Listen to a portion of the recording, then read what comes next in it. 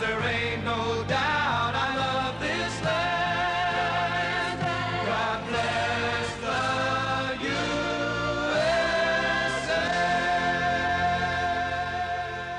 Рейган — это кондовый консерватор. Reagan was a staunch conservative. So for him, coming from that background, it was easier to make the move towards us and meet us halfway. Someone else might not have been able to do it, and the chance could have been lost. И шанс мог быть упущен.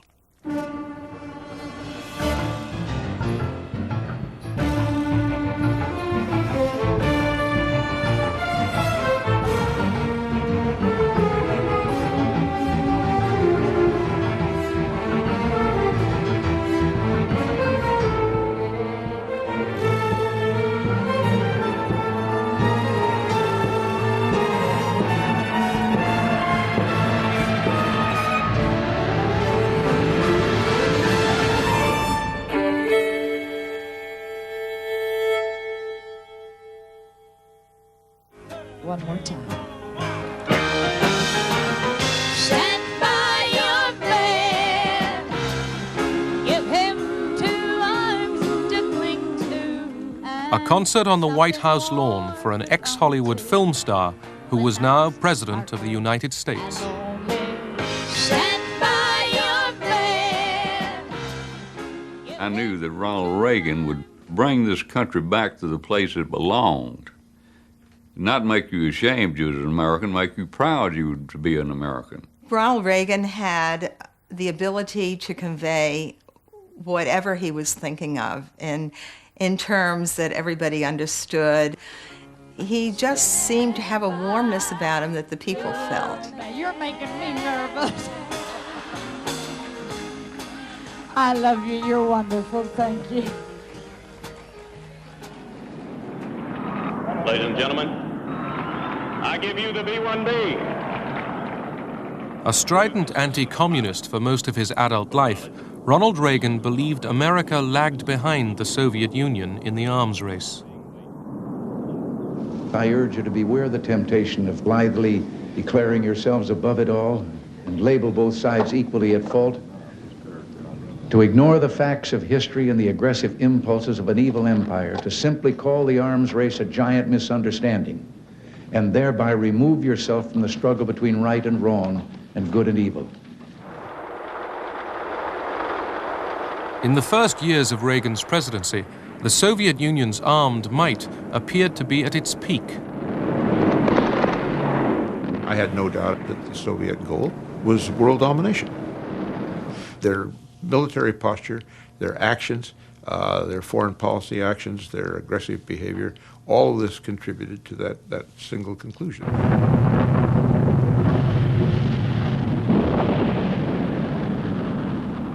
The Soviet Union had been the first into space, but now a fear lurked in the hearts of top Soviet commanders, fear of American technological superiority. I had a meeting in Moscow with Marshal Agarkov, the chief of staff of the Soviet Armed Forces.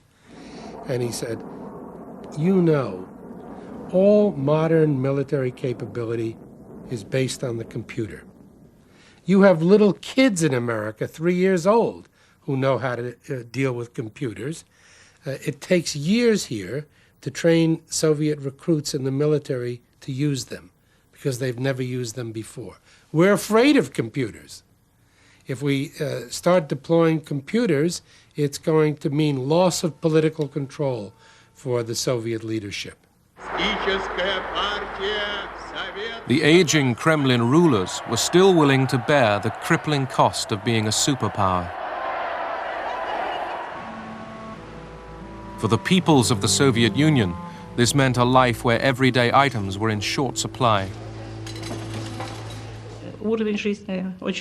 The standard of living was very low. We lived from payday to payday. We couldn't feed our children properly. The food that was available was so poor, and the queues. We used to spend 3, 4, 5 hours queuing for some lousy sausage. Brezhnev introduced a new face into the ranks of the Kremlin leadership, Mikhail Gorbachev. He was ordered to reform Soviet agriculture. The land that Stalin had brutally collectivized had never delivered plenty. Soviet farming was grindingly inefficient. When I became a director of large institute, which was responsible for space launches, the first priority was to supply workforce to collective farms during the harvest, and only then to consider how we can save our next launch program. Система трещала. The system was breaking down. People were rejecting it because it didn't allow them to find satisfaction or to show any initiative in their work. It didn't allow people to speak out freely. President Reagan was portrayed by a vocal minority of Americans and many Europeans as a warmonger. Ronnie, you're not dressed up scary for Halloween. Nance, if John F. Kennedy were alive today, he'd be younger than I am. I'm 75 years old, and I've got my finger on the button. I just couldn't think of anything more scary than that. Trick or treat, fellas.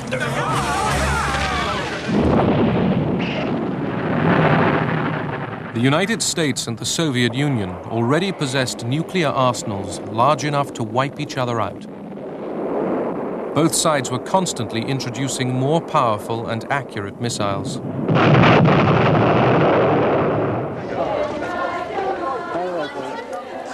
The renewed arms race and Reagan's anti-Soviet rhetoric revived the anti-nuclear movement in Western Europe.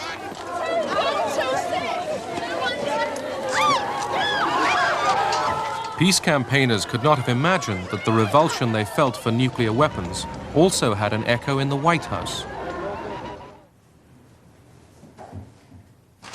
The president viewed the concept of deterrence between us and the Soviet Union as no different than holding a cocked gun at each other's heads. It was very clear to me from the beginning that he was, to say the least, extremely uncomfortable. And as I began to understand later on, he was fundamentally, morally, ethically opposed to the concept of mutual assured destruction and deterrence as we know it. Advances in computers and laser technology promised to give Reagan, and he believed the whole world, a way out of the nuclear dilemma. Work was going forward on a revolutionary new defense system. What if free people could live secure in the knowledge that their security did not rest upon the threat of instant U.S. retaliation to deter a Soviet attack, that we could intercept and destroy strategic ballistic missiles before they reached our own soil or that of our allies? I know this is a formidable technical task, one that may not be accomplished before the end of this century. I call upon the scientific community in our country, those who gave us nuclear weapons, to turn their great talents now to the cause of mankind and world peace, to give us the means of rendering these nuclear weapons impotent and obsolete. Good evening. This is the CBS Evening News. Dan Rather reporting tonight from Washington. President Reagan today followed up last night's defense policy speech. He gave the go-ahead to develop a space-age system designed to neutralize an enemy nuclear missile attack, a system domestic critics today called too high cost, too high tech, too pie in the sky. Suppose we had been talking in terms of 1940, and somebody had said, we can take a little atom. An atom is something you can't see. But when we explode that little atom, we can destroy a whole city. Would you have believed it? Would you have said, let's try it? Franklin Roosevelt said yes. Franklin Roosevelt is in history as a hero. For what? Producing an offensive weapon of mass destruction. Ronald Reagan, on the other hand, came into office and said, hey, we should have something that will stop this. Reagan's Strategic Defense Initiative, SDI, nicknamed Star Wars after the movie, envisaged satellite and ground-based weapons that could destroy Soviet missiles with darts and laser beams. it was a shock. It's like all our hopes for beginning of the understanding how dangerous is this militarization of space just suddenly very evaporated. All the parity and stability created over many years through arms procurement and negotiations were disrupted. It meant that we too would need to spend huge amounts of money. It would begin a new phase in the arms race.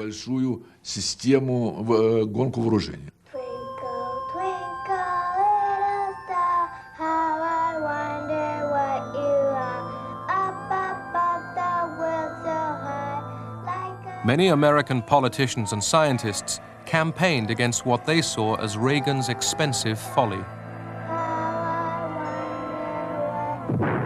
The heavens are for wonder, not for war. Stop Star Wars. Stop weapons in space. Reagan's critics said that SDI was hugely expensive and would never work. They were appalled by the deep cuts in welfare programs that would be needed to pay for it.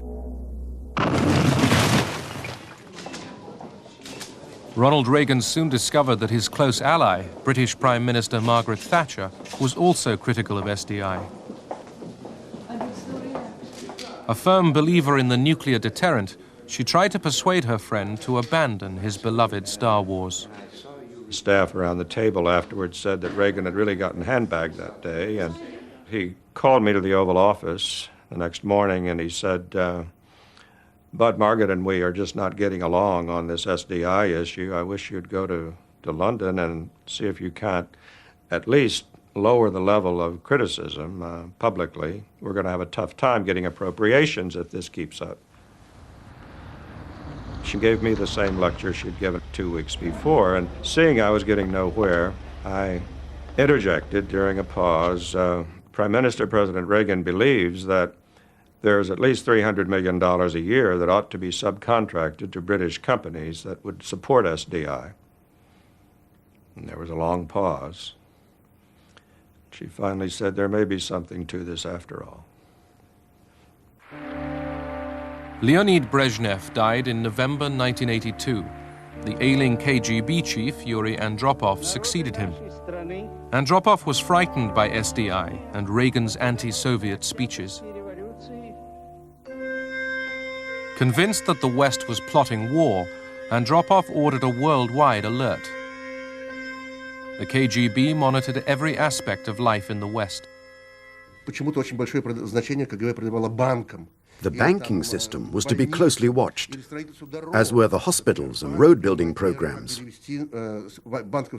Were the banks attempting to convert their system to a war footing? Were hospitals preparing new beds and setting up blood banks for massive numbers of wounded?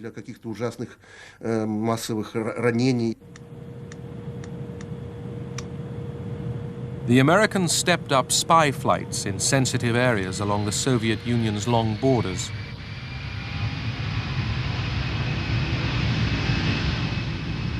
Aircraft packed with electronic surveillance gear looked like civilian airliners and often flew close to passenger routes. In this period, 81, 82, and especially 83, how did it feel on the front line? Well, we were flying more often as there were more spy planes provoking us. We were in a constant state of tension. On August 31st, 1983, a South Korean airliner, KAL Flight 007, with 269 people on board, left Anchorage for Seoul.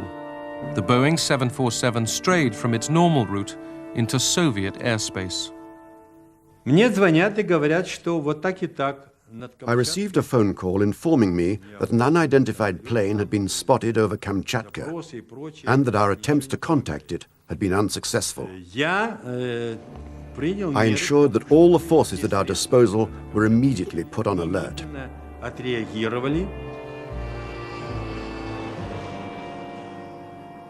I said, take all measures, so that it is either forced to land on Sakhalin, or, if it will not cooperate, shoot it down. I could see 2 rows of windows which were lit up. I wondered if it was a civilian aircraft. Military cargo planes don't have such windows. I wondered what kind of plane it was, but I had no time to think. I had a job to do. I started to signal to him in international code.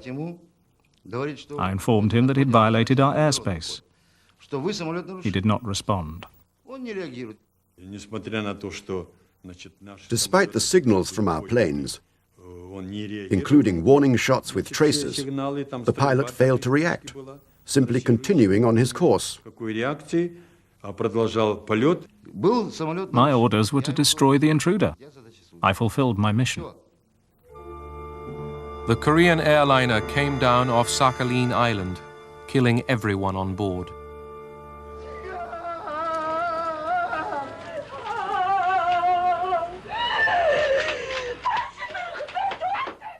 The United States reacts with revulsion to this attack.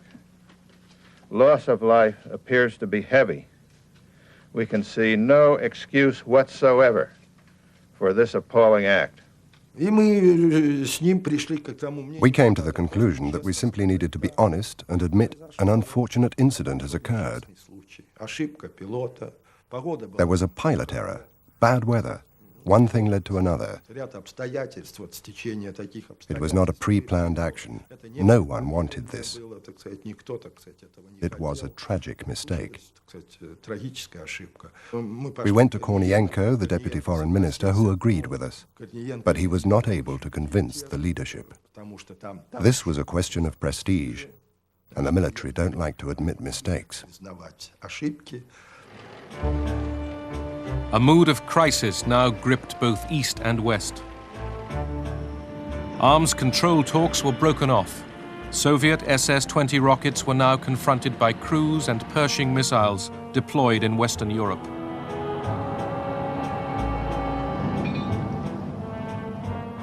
The Soviet leadership believed a nuclear attack by the West was imminent. A British agent inside the KGB sent warnings to London. When I told the British, they simply couldn't believe that the Soviet leadership was so stupid and narrow-minded as to believe in something so impossible. I said to them, "Okay, I'll get you the documents." I think only a tiny handful of people knew the full details of how fearful they were, and we knew them, as is now public knowledge, through some extremely well-placed agents who were able to pass on the information that the Russians actually feared that the West was preparing for aggressive nuclear war against the Soviet Union. Allied and domestic concern rose. Good evening. Please be seated. Reagan tried to reassure Andropov. Just suppose with me for a moment that an Ivan and an Anya could find themselves, say, in a waiting room or sharing a shelter from the rain or a storm with a Jim and Sally. And there was no language barrier to keep them from getting acquainted. Would they then debate the differences between their respective governments? Or would they find themselves comparing notes about their children and what each other did for a living? Ronald Reagan, encouraged by his wife Nancy, consulted Suzanne Massey, a popular writer on Russia, to help him understand his Cold War adversary. President Reagan was, of course, a people person. He loved people, and he had great instinct for people. I had been told by these fellows at the White House that, of course, if I were ever writing anything for the president, it had to be double-spaced 1.5 pages. Well, what can you get from that? President Reagan never seen a Russian in the first 3 years. He couldn't go there. He was an actor. Actors like to absorb from feeling. I said, Mr. President, if you are re-elected, will this policy of small steps toward better relations be a continuing policy of your administration? And Ronald Reagan had a pretty eagle eye when he wanted to, and he looked down at me and he said, very definitely, he said, yes, if they want peace, they can have it. But to whom in the Kremlin could Reagan talk peace? In March 1984, Yuri Andropov died. His successor, Konstantin Chernenko, was too frail to start a dialogue. The West looked for some small sign of change. We needed to try to search out the people who would guide the Soviet Union after Brezhnev, after Andropov.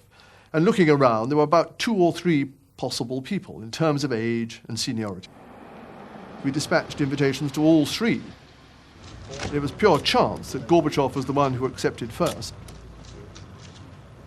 When Gorbachev came to the United Kingdom, he indeed brought his wife, and that was one of the first signs that we were dealing with someone quite different. Soviet leaders very, very rarely traveled with their wives anywhere. Where were you guys down there? I'm cautiously optimistic. I like Mr. Gorbachev. We can do business together. We both believe in our own political systems. He firmly believes in his, I firmly believe in mine. We're never going to change one another. We better hang on from them.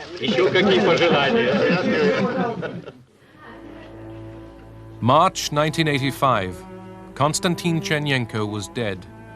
At his funeral, world leaders paid their respects to Mikhail Gorbachev and weighed up the new, younger man in charge of the Soviet Union. George Bush was there as vice president. He was head of our delegation. When we walked out of that meeting, I said to George, I said, this is a very different Soviet leader than any we've seen before. Russians, too, noticed the difference. Gorbachev was greeted with great enthusiasm. Everyone cheered in our institute. We were all pleased that such an energetic and educated person had become the new Secretary General of our Communist Party. We expected a miracle. We thought he was the Messiah who had come to introduce change. The state of the Soviet Union and its society could be described very simply with a phrase used by people across the country. We can't go on living like this any longer. That applied to everything. The economy was stagnating, there were shortages, and the quality of goods was very poor. Gorbachev took over a superpower sick with social breakdown, corruption in the Communist Party, and alcoholism.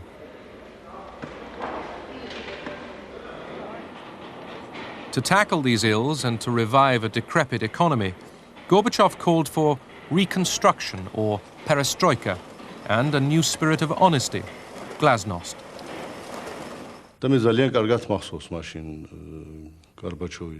I remember very clearly what Gorbachev said at that time.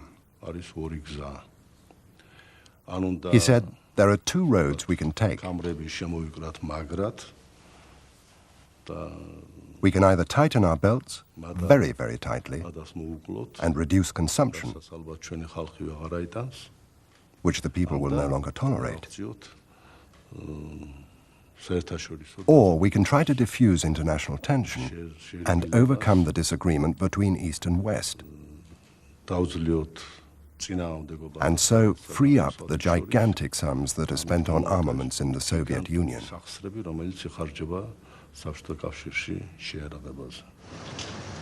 In Washington, Reagan had to overcome objections from inside his own administration before he could meet the new man in the Kremlin. I truly believe that Ronald Reagan would have had the foreign policy battle of his life, if not the broadly political battle of his life, starting within his own party and across this country, if he had tried to reach out to Gorbachev without a seconder for his point of view. But you want to, but you need to get away. It took Margaret Thatcher to talk first with the Gorbachev and then to publicly say, this is a man we can deal with. Geneva, Switzerland, November 1985. The stage was set for the first superpower summit in 6 years. Reagan, too, was keen to find out whether he could do business with Gorbachev. I felt always that President Reagan was exactly the kind of man that Russians, under normal circumstances, would have really liked, the kind of American that they would really like. First of all, he was kind of an icon, he's a cowboy, and they loved that. And the other was that he was very patriotic. You really had the sense that he was going to break into God Bless America every time you saw him, and it wasn't corny. He really believed it. And Soviet Union, even some of the most hardened, cynical Soviets, really respected patriotism. Many people in the West wondered whether the 74-year-old Ronald Reagan was up to taking on the 54-year-old Mikhail Gorbachev. The president's aide came in and said, "Mr. President, do you want to put your coat on?" And he said, "No, I'm not sure." And somebody said, "Well, it's very cold outside. You should really wear a coat." It was announced that the Soviet cavalcade was at the gates. And Reagan turned and, without putting on his overcoat, walked to the door. And there was much speculation as to whether this tired old man, President of the United States, could keep up with this wily, energetic, young, vigorous communist. And to the amazement of the world, the old man goes down the steps, lickety-split, meets and greets the Soviet leader, who comes out all bundled up in an overcoat, hat, muffler, looking as though he were in Iceland rather than Geneva. The summit agenda, human rights, Afghanistan, and arms control, was daunting, but the body language was encouraging. The two leaders immediately held a private meeting. It was scheduled for 10 minutes. 20 minutes went by, 30 minutes went by, 40 minutes went by, and the White House guy who keeps the schedule going came around to me and he said, "I should go in and let them know they're going overtime." And I said, "If you do that, you should be fired." The name of the game, it shows they're getting along. But were they really getting along? I returned at the break to meet my colleagues. They asked, "What's your impression?" I said, "I have met a caveman, a dinosaur." The two leaders were divided above all by Reagan's Strategic Defense Initiative, Star Wars. Are you getting along? See that, can't you? It was a shouting match, not angry as much as two people, as I said, passionate in their views, with diametrically opposed positions. And this was the occasion in which the president said, "But you must believe that this is so important for the safety of the world that I will give you the technology as we develop it." And Gorbachev laughed and said, "Mr. President, surely you understand I can't believe that since you won't even give us the technology for milking machines." Mikhail Gorbachev left Geneva without agreement on his main objective, curbing the arms race. But the United States and the Soviet Union were talking again.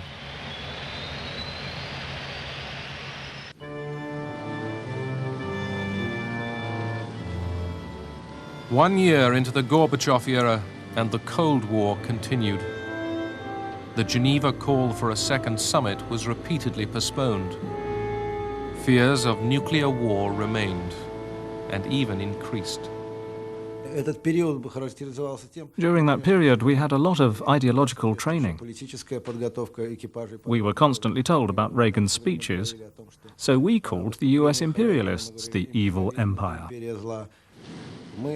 We started going out to sea twice as often. We kept a huge number of submarines in the sea all the time, as close as possible to the US and British coasts. And the more submarines we sent out to sea, the more you sent out. This dangerous concentration and proximity of nuclear submarines could lead to unpredictable consequences. A nuclear disaster did occur, but not between the two superpowers. In April 1986, an explosion ripped apart number 4 reactor at the Chernobyl nuclear power plant in Ukraine, north of Kiev.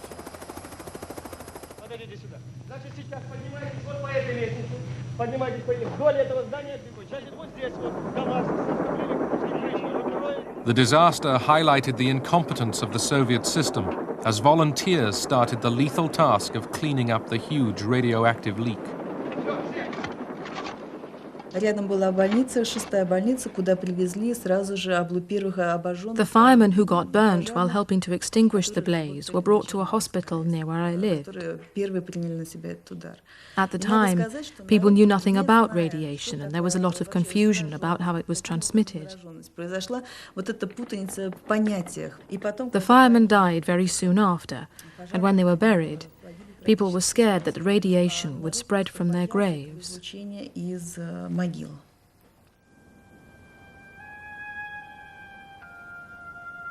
Chernobyl, its surroundings, and large areas of Ukraine and Belorussia were heavily contaminated and emptied of their population.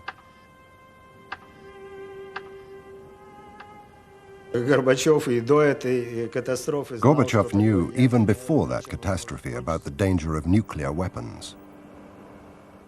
That explosion showed that even without war and without nuclear missiles, nuclear power could destroy humankind. Reykjavik, Iceland, the second Reagan-Gorbachev summit. Gorbachev now decided to re-examine Reagan's first ever arms control proposal, known as the zero option. Reagan had offered not to deploy cruise and Pershing missiles in Europe if the Soviets withdrew their SS-20 rockets. Brezhnev had turned Reagan down flat. The new American missiles had been stationed in Europe. Now Gorbachev wanted to cut a deal. He understood that perestroika and the internal changes were starting to slow down, that he had little time on his hands. He had to decide. Either he could free up resources from the arms race, or he'd be forced to look for them elsewhere. I was with him when he decided to confront Reagan with the question, did he or didn't he want an agreement? Did he or didn't he want disarmament? Ronald Reagan did want disarmament, but would he give up his Strategic Defense Initiative, SDI?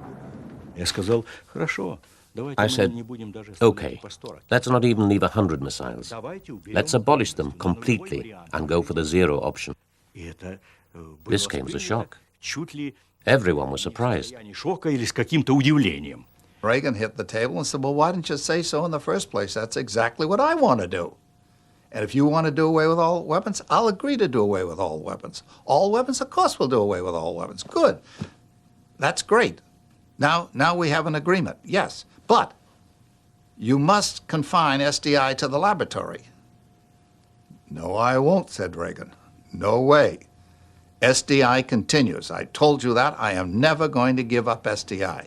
I think that my principal position was and remains the same. The nuclear arms race should never be taken into space. It was difficult enough to limit the nuclear arms race on Earth. Gorbachev pressed and pressed, and at one moment, President Reagan, who was very clear in his mind about this, wrote a little note and pushed it over at me. It said, "George, am I right?" I read this note. I said, "Absolutely," and passed it back. The chance to make the most momentous agreement since the Cold War began, the elimination by the United States and the Soviet Union of all but 100 nuclear weapons each, was lost. I have never felt so sad for a person in my life as I did for Ronald Reagan. He had been at it for 2 days.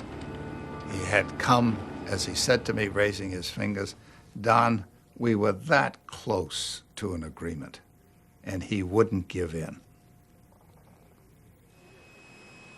But what did the Soviets think? At first glance, I would say that Reykjavik almost failed because we were unable to sign an agreement. But later, as we went to our press conference, Gorbachev and I spoke in the car, and we agreed that it was not a failure. And it was at that press conference that Gorbachev uttered a phrase which became famous. that it had been an intellectual breakthrough in relations between the United States and the Soviet Union. Ronald Reagan's friend, Margaret Thatcher, was deeply concerned. We were frankly caught quite badly by surprise when we learned that discussions were encompassing the concept of abolishing nuclear weapons altogether. That would, of course, laid waste the doctrine of nuclear deterrence, and we would have been left without the very center of our strategy. Luckily, from our point of view, the Reykjavik Agreement never came to anything because the Russians pushed their luck too far.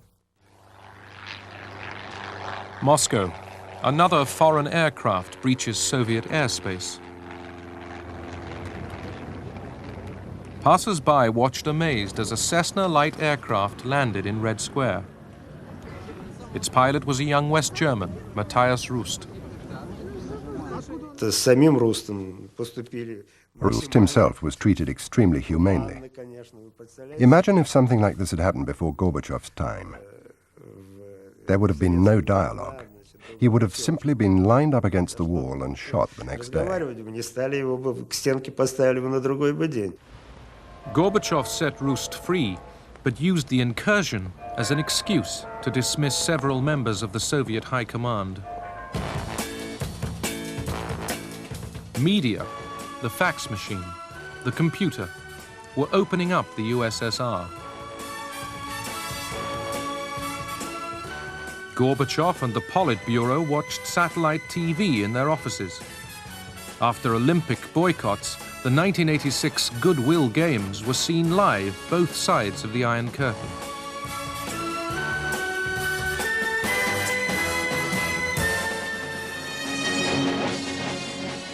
Soviet television was changing. It risked a live debate with Margaret Thatcher. So don't you think that the concept of nuclear deterrence, in fact, invites the side that believes in it to use the nuclear weapons in the end, just to prove this threat from time to time?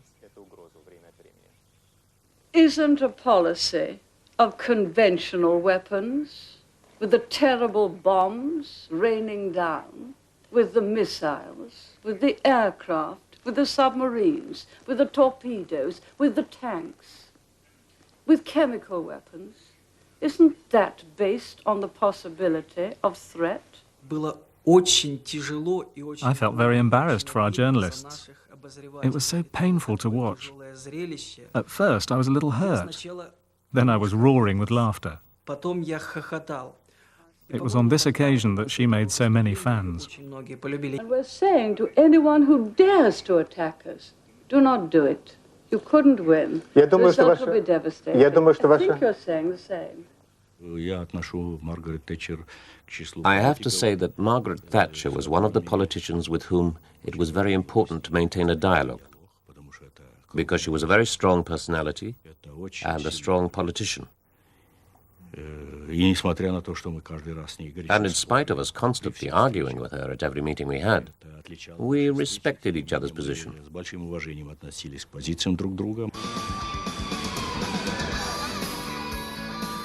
Gorbachev's policy of glasnost brought pop culture out into the open.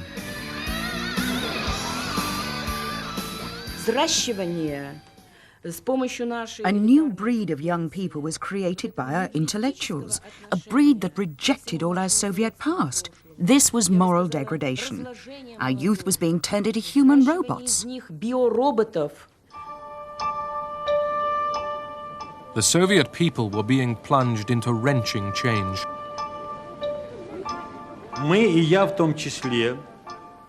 We became particularly worried by the end of 1987. We saw that the country was not going in the direction it should. The situation of the people was getting worse and worse. The situation of the armed forces was no better. Gorbachev reacted to growing opposition by pressing ahead with plans to reform the Communist Party. И все-таки все то, что мы развернули через реформу, через демократию вот эту, через советы, через трудовые коллективы, через вот эти вещи все, включения, вот это только путь. К этому надо. Там уже вы власть в натуре будете держать. The main achievement of Gorbachev's policies was that in the space of a year or two, he made the fear disappear, as if by magic. People had lost their fear of speaking and acting freely. If I hadn't promoted the reforms, if I hadn't tried to let the people breathe freely, if I hadn't tried to open the door to glasnost and democracy, to stir the society, to get it thinking and acting, I would probably still be in my Secretary General's armchair today. I could have stayed there a lot longer, since I'm still quite young. Сидеть еще долго.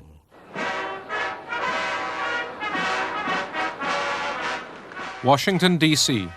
Ronald Reagan still pursued his Star Wars vision. The Kremlin now believed that it would never happen, and therefore should not delay agreement on arms reduction. Gorbachev, in the United States for the first time, had come to sign an historic treaty. His visit, seen live on Soviet TV, enhanced his standing at home and abroad. All I'd ever seen of Soviet leaders was Khrushchev banging his shoe on the table and some old men in drab uniforms all looking like Mao Zedong, you know, and had no personality and looked like they were zombies. Here comes Gorbachev. He was wearing a good, well-cut Brooks Brothers suit and tie. He even had on a white shirt. He was outgoing. He was meeting people. He was joking. And he was getting along with people in Washington, D.C. Ladies and gentlemen, the President of the United States and the General Secretary of the Central Committee of the Communist Party of the Soviet Union. A Russian saying Reagan had learned from Suzanne Massey now seemed appropriate. The Russians like to talk in proverbs. It would be nice for you to know a few. And I said, you're an actor, you can learn them very quickly. And I gave him this, Mrs. Reagan was with us at the time, and she liked this one. And I said, here it is, and it was doveryai, no proveryai. Mr. General Secretary, though my pronunciation may give you difficulty, the maxim is doveryai, no proveryai. Trust but verify. Назначение этого... На каждой встрече вы это повторяете. You repeat that at every meeting.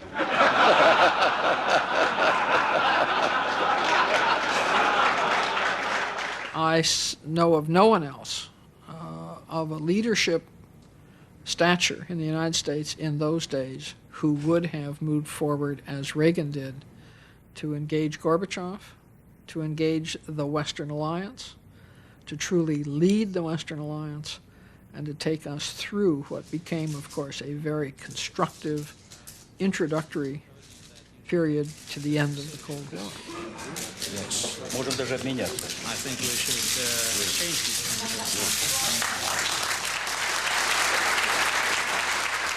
Ronald Reagan and Mikhail Gorbachev signed a far-reaching agreement. For the first time, an entire category of nuclear weapons was to be abolished.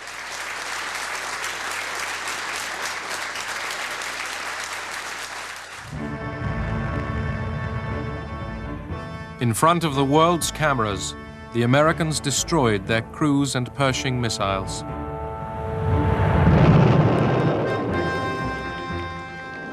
The Soviets dismantled their SS-20s. In another milestone in reducing Cold War tension, inspection teams from both sides supervised the destruction.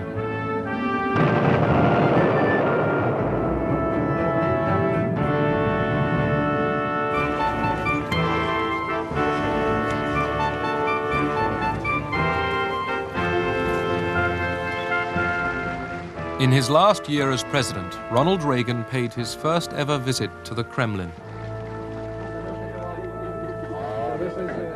What Mikhail Gorbachev and the journalists wanted to know was, what did Ronald Reagan think about the Soviet Union now? Well, just fine. Do you still think you're in an evil empire, Mr. President? No. Он заявил, что He said he wanted to take back his reference to the Soviet Union as the evil empire.